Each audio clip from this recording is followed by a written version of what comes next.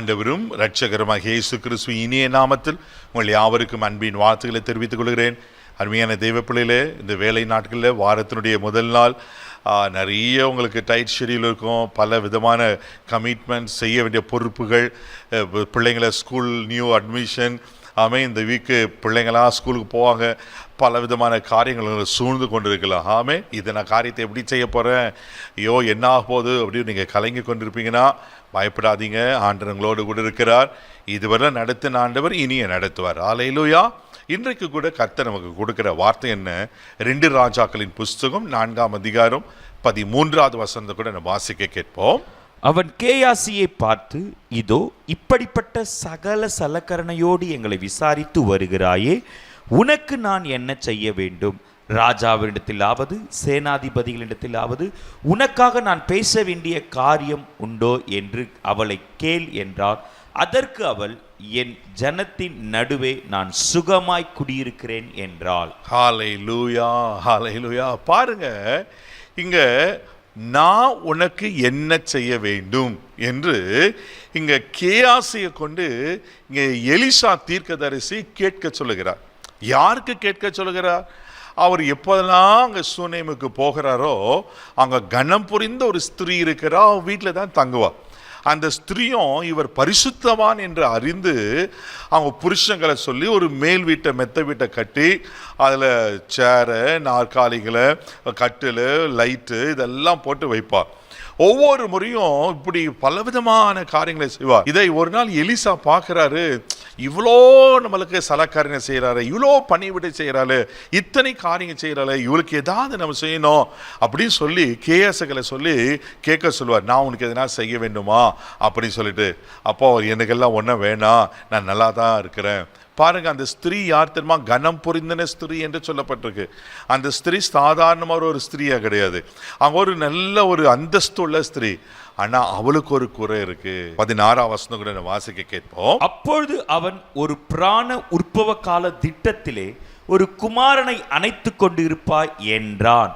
அதற்கு அவள், இதோ தேவனுடைய மனுஷனாகிய என் ஆண்டவனே, உமது அடியாளுக்கு அபத்தம் சொல்ல வேண்டாம் என்றாள். பாருங்க, இப்ப தீர்க்கதரிசி சொல்லுகிறாரு, அடுத்த உற்பவ காலத்திட்டத்துல நீ ஒரு குமாரனை வச்சுருப்ப, ஒரு பிள்ளை உனக்கு இருக்கும்.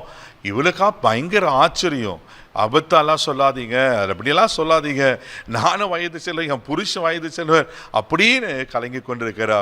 தேவப்பிள்ளையில 17வது வசனத்தை கூட நீங்க வாசிக்கும் போது அழகா சொல்லப்பட்டிருக்க, வாசிக்க கேட்போம். அந்த ஸ்திரீ கர்ப்பம் தரித்து எலிசா தன்னோடு சொன்னபடி ஒரு உற்பவ கால திட்டத்தில் ஒரு குமாரனை பெற்றார். அல்லேலூயா.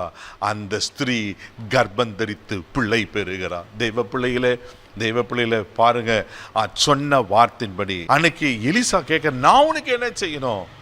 ஆமேன். அவர் மலடியா இருக்கிறா. பாருங்க தெய்வ பிள்ளைகளே, இங்க நடக்கிறத பார்க்கிறோம். அவன் புருஷன் வயது சென்றவன் தான். அவளுக்கோ ஒருவேளை அந்த பலன் இல்லாமல் இருந்திருக்கலாம்.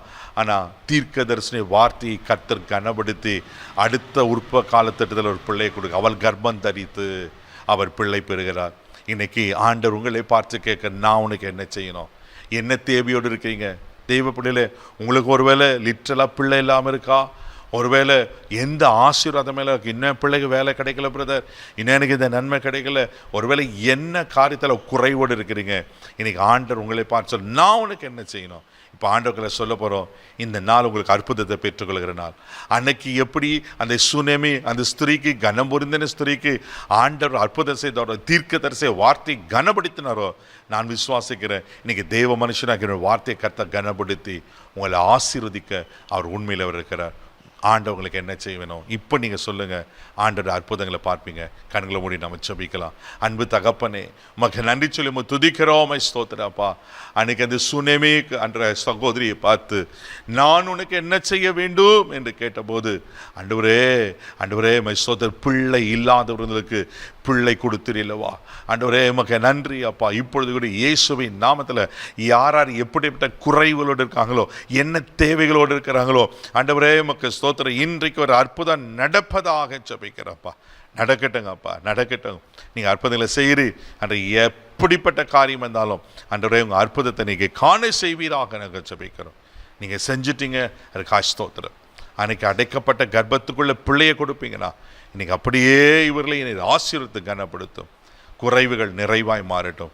இந்த நாள் முழுதும் கரம் எடுத்து நடத்தும். பாதுகாப்பு ஒப்புக்கிறேன் இயேசுவின் மூலம் ஜெபக்கேளும் பிதாவே, ஆமென். அவர் உங்களுக்கு அற்புதத்தை செஞ்சுட்டா தைரியமா போங்க.